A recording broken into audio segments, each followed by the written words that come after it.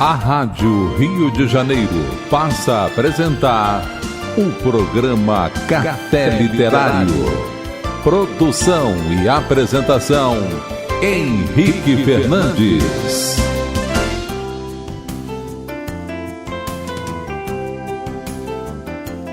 Amigo ouvinte, inicio o programa Café Literário pelas ondas fraternas da Rádio Rio de Janeiro.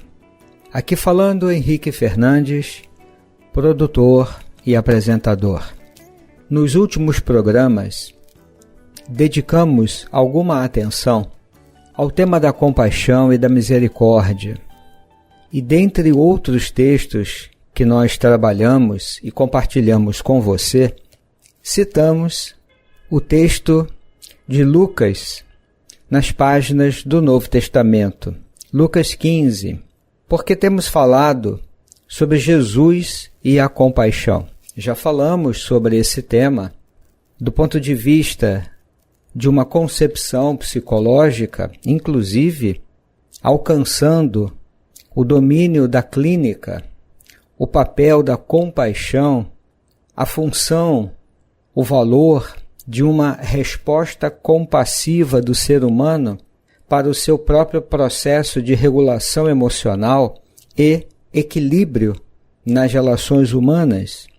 Mergulhamos um pouco nessa questão, por esse ângulo, e nos mais recentes programas, temos tentado estabelecer um diálogo entre o texto de Lucas e essa compreensão do significado da compaixão, da misericórdia, evidentemente que dentro de uma reflexão de natureza espiritual, dialogando inclusive com o pensamento espírita.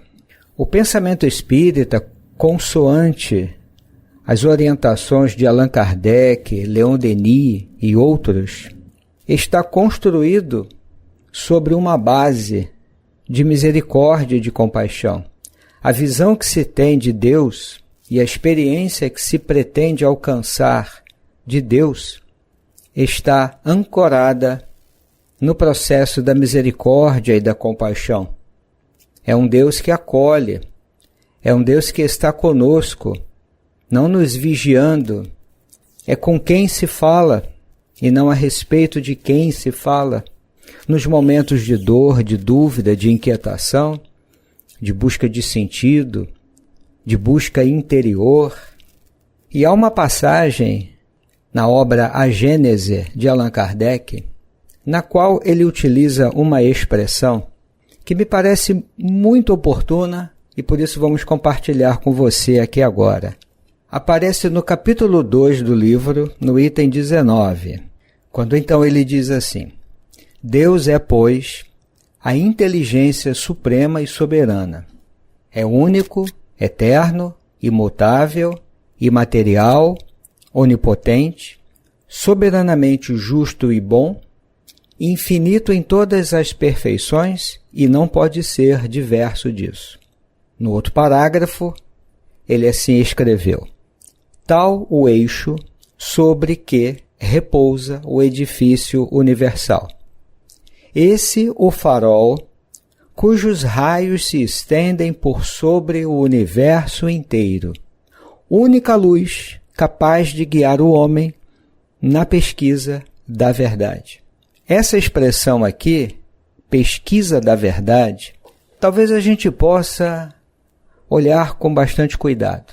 Allan Kardec nos apresenta uma visão de Deus com os seus atributos, com as suas qualidades, sem as quais essas qualidades deixaria de ser Deus. Único, eterno, imutável, soberanamente justo e bom, e assim por diante. Essa é uma base para a compreensão dos processos da vida e das dinâmicas do ser humano, pelo menos segundo o pensamento doutrinário espírita. Por isso ele diz: o eixo sobre que repousa o edifício universal. A palavra aqui é importante, um eixo. Depois ele vai usar a outra palavra, farol, cujos raios se estendem por sobre o universo inteiro. Depois ele fala uma terceira palavra, luz. Eis o farol, luz que guia o homem na pesquisa da verdade. Então eu me pergunto, o que será que Allan Kardec tem em mente quando diz assim, pesquisa da verdade? De que verdade ele está falando? Eu entendo que aqui essa palavra adquire um significado muito amplo. Não é só um ato de investigação técnica, científica, utilizando os recursos da razão, um aparato tecnológico no laboratório para se investigar um determinado objeto. Isso é também uma pesquisa. Mas aqui é muito mais. Pesquisa da verdade, penso, que tem uma relação com as indagações do ser humano. É a busca do sentido, a compreensão das raízes da dor e do sofrimento, a própria relação do homem com Deus, as nossas inquietações para lidarmos com os dados da existência, a incerteza, a morte e outros tantos desafios. Dentro dessa compreensão, quando o homem investiga, quando faz uma pesquisa da verdade, a sua base é essa noção de Deus, porque o homem tem muitos recursos, mas há um limite para ele, e há um limite para a compreensão de certas coisas. Nós não temos condições de alcançar uma compreensão global e restrita sobre todas as coisas. O homem é um ser da incompletude, e isso faz parte da sua própria condição. Mas quando tomamos como base para essa pesquisa da verdade a compreensão de Deus e das suas qualidades, podemos nos guiar como uma luz, nos guiar nessa investigação, nesse mergulho interior sobre quem somos e o que podemos nos tornar. Kardec chega a considerar que essa imagem que temos de Deus é um critério infalível. Por quê? Nesse mergulho do ser humano, na pesquisa da verdade, ele olha para si próprio, ele olha para a vida, ele olha para o sofrimento, as perdas, e ele faz uma pergunta. Essa é a pesquisa da verdade. Por que isso tudo? Como assim? Isso é justo? Perguntas cujas respostas dificilmente vamos encontrar ou simplesmente não encontraremos se não estivermos apoiados nessa compreensão de Deus. Isso é apequenar o ser humano. Ele pode muito pouco? Não, ele pode muito, mas não pode tudo. Isso, pelo contrário, é engrandecer o ser humano e ver que ele, na relação com Deus, ele se completa. Então, um conhecimento coerente precisa estar, de certo modo, relacionado a essas qualidades de Deus. Kardec explica isso no texto. Evidente que isso é uma compreensão baseada na fé. E a fé não tem que ser provada. Ela precisa ser experienciada. Ela tem que dar um sentido de coerência, de conexão e de pertencimento ao ser humano. Posto isto, amigo ouvinte, nós vamos abrir o diálogo com o texto de Lucas. Lucas 15, que alguns chamam de o Evangelho dos Perdidos, porque fala do filho que se perdeu e retorna. É o Pai bondoso, amoroso, misericordioso. É a ovelha que se perde e retorna e reintegra, porque o pastor vai atrás dela até encontrá-la. A terceira parábola é de uma beleza muito grande. Está nos itens de 8 a 10. Lucas 15, de 8 a 10. Eu vou ler a tradução de Frederico Lourenço, que, segundo os especialistas, é também uma excelente tradução. Qual é a mulher que, tendo 10 dracmas, se perde uma, não acende a candeia, não varre a casa e não procura escrupulosamente até encontrá-la. E, ao encontrá-la, chama as amigas e vizinhas e diz: alegrai-vos comigo, porque encontrei a dracma que tinha perdido. Assim vos digo que há alegria entre os anjos de Deus por um só pecador que se arrependa. É um texto pequeno, amigo ouvinte, e podemos encontrar aqui muitos significados. O autor de Lucas narra essa parábola referindo-se a uma mulher que tem em suas mãos 10 moedas de prata e ela perdeu uma. Que faz? Tem aqui um caminho interessante. Alguns passos que essa mulher da parábola percorre porque ela perdeu algo que tem valor. Moedas de prata. Perdeu uma. Ficou com 9 em suas mãos. Mas que fez? Acendeu uma lâmpada, varreu a casa e procurou de forma muito cuidadosa até encontrar. Não tem opção de não encontrar. É acender, varrer e procurar até encontrar. Uma vez encontrada, que faz? Olha para o grupo, comemora, porque reúne as amigas, as vizinhas e faz um convite. Alegrai-vos comigo. Encontrei a moeda que tinha perdido. Mais uma vez o autor de Lucas falando nas 3 parábolas das perdas, das rupturas, dos afastamentos, distanciamentos, um abandono, o caminho de volta, na certeza ou na esperança do acolhimento, do reencontro e não da crítica, do julgamento, da recusa.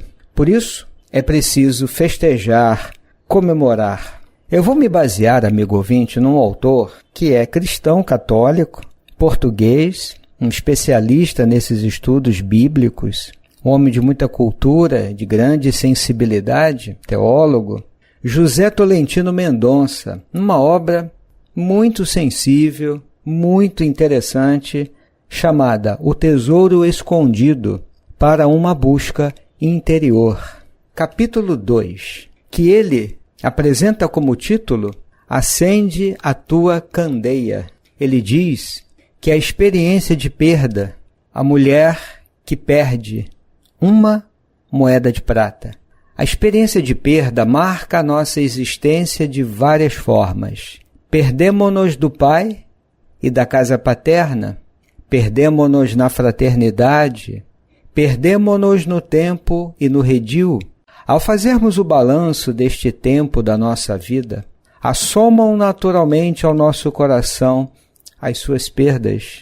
E quem de nós não tem a experiência da perda, das várias perdas? O que nós já perdemos ao longo da vida? E ele faz uma indagação aqui muito curiosa sobre o paradoxo do amor de Deus, que ele traduz da seguinte forma: pelas perdas, ficamos conhecendo, por exemplo, até que ponto o pastor está disposto a ir para resgatar a ovelha perdida.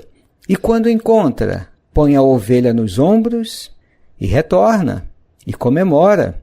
E o pai, da parábola do filho pródigo, ele cobre essas feridas de amor de ambos os filhos com beijos.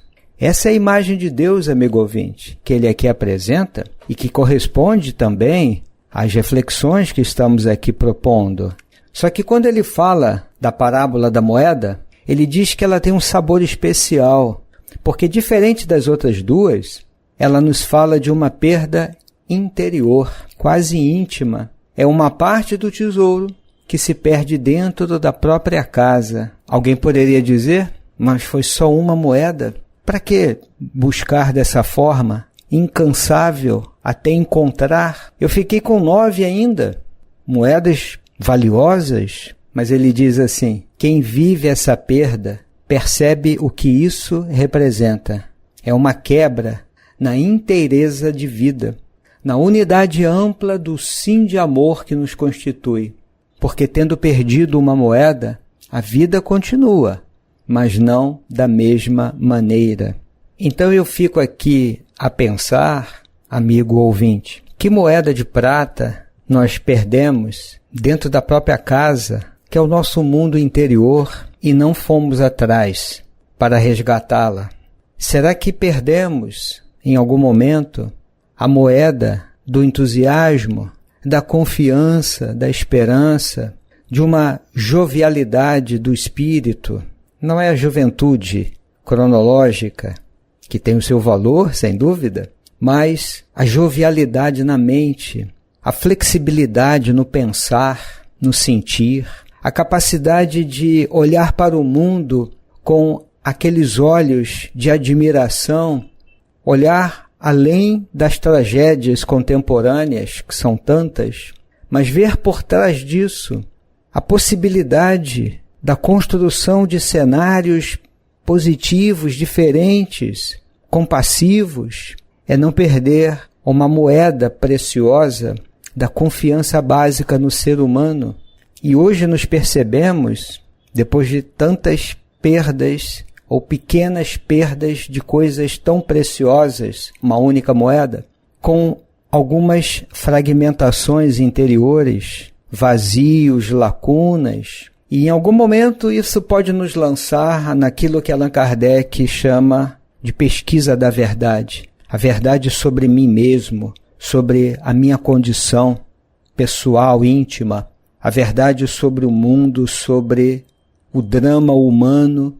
E a parábola pode nos oferecer um caminho para isso. O Tolentino Mendonça utiliza aqui a seguinte expressão, que essa parábola nos oferece uma espécie de pedagogia da inteireza, propondo-nos um roteiro, um itinerário em 4 pontos que vamos aqui considerar. Mas como é importante isso? Uma pedagogia da inteireza, porque falamos, com base nessas reflexões, nessa fragmentação interior. Por isso ele cita o poeta, também português, Fernando Pessoa, que para ser grande, ser inteiro. É essa decisão interior que nos leva a retomar, nas palavras de Tolentino, precisamente a arte da busca e da inteireza, na falta de uma moeda de valor. Não foi um pedacinho de um papel velho que já não serve mais para nada. Não, foi uma moeda de muito valor. Diante disso, é preciso buscar, é não desistir, é não se habituar a essa falta, a essa fragmentação. O primeiro passo é acender a luz, como fez a mulher, acender a lâmpada, porque às escuras nada se vê, a escuridão nos confunde e ela tende a se ampliar. Eles citam dos Salmos, a lâmpada de Deus não se apagou. E o Tolentino comenta que o importante nos balanços espirituais que podemos fazer da nossa história não é tanto a mera perscrutação com os nossos olhos humanos. Isso expressa uma questão muito importante, amigo ouvinte. No processo do mergulho interior, na pesquisa da verdade, e isso aparece inclusive em O Livro dos Espíritos, na tão citada questão 919, letra A, do autoconhecimento, é preciso uma abertura para Deus. O autoconhecimento não é apenas um processo psicológico, também o é, mas é uma jornada espiritual. Por isso ele, como teólogo cristão, diz: acendamos a palavra do Verbo de Deus no nosso coração, tomemos Jesus como critério. Como falamos há pouco, citando Allan Kardec em A Gênese, é considerar a luz, o farol, a bússola que nos orienta nessa pesquisa, a compreensão de um Deus misericordioso, bondoso, justo. Esse é um caminho que vamos trilhar com Deus. Evidentemente, repitamos, na experiência da fé. Acender a luz. O segundo passo é varrer. Varrer significa trabalhar, não é lamentar diante das perdas. Acendo a luz e busco. É reaprender, como ele diz, a arte da busca. Varrer, limpar, transformar, aclarar, porque tem muita poeira nesses solos, nesses terrenos, desordens. Ele diz assim: tenho de lutar para ser eu. Se não varrer a minha casa, ela deixa de ser habitável, deixa de ser minha. E ele vai citar um grande pensador: A vida espiritual não é uma questão de portas, mas de janelas. De fato, não se trata de sair do que sou ou de buscar na exterioridade a solução, mas de abrir as janelas e deixar o ar de Deus entrar, deixar circular o vento do Espírito. Palavras muito bem colocadas aqui pelo Tolentino Mendonça. O terceiro passo é buscar cuidadosamente, mais uma vez como na parábola, acender, varrer e buscar até encontrar, como o pastor foi atrás da única ovelha e vasculhou todos os cantos do mundo até encontrar. Nós temos, diz ele, de ir ao fundo e procurar a raiz daquilo que nos desvitaliza espiritualmente. Eu repito, a pesquisa da verdade exige isso. É buscar, é pesquisar até encontrar. Quantas mágoas e ressentimentos hoje me fizeram perder coisas tão preciosas como, por exemplo, a capacidade de acreditar, de confiar de forma básica na vida. Por tantas coisas que nós vivemos, às vezes fica aquele sentimento residual, que é o ressentimento, que é um aprofundamento dessa mágoa, que um dia foi raiva, que já se confundiu com a tristeza e permanece no fundo do nosso ser como um coração ressentido. Isso nos faz perder moedas preciosas e vivemos áreas de fragmentação, de rupturas. A pedagogia da inteireza nos convida a isso, como na parábola, acender a luz, varrer, limpar esses sentimentos, entre aspas, até encontrar a raiz. Será que lá na raiz não tem a sensação, a crença de que eu não aceito essa história, isso não podia ter acontecido, eu não mereço isso? Sim, nós não merecemos traições, mentiras, só que isso pode ocorrer. O que eu decido fazer com tudo isso? Acender a lâmpada, varrer até encontrar a raiz, a base de muitos desses processos. Quantas moedas perdemos? Será que lá no fundo não existe um terrível medo? Diz ele. Uma insegurança fundamental no amor de Deus.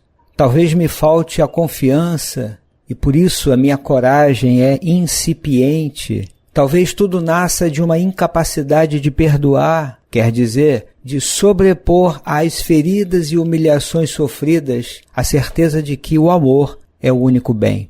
Palavras do nosso autor. E por fim, alegrai-vos comigo, porque essa reconciliação, esse retorno, essa recuperação da inteireza traz muita alegria. O Tolentino diz assim: nós mesmos nos tornamos motivo de alegria uns para os outros, uma alegria sentida não apenas na terra, mas que invade os próprios céus.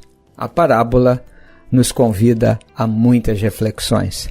Aqui nos despedimos, amigo ouvinte, desejando a você muita paz e sempre agradecendo sua presença aqui no programa, apoiando a Rádio Rio de Janeiro.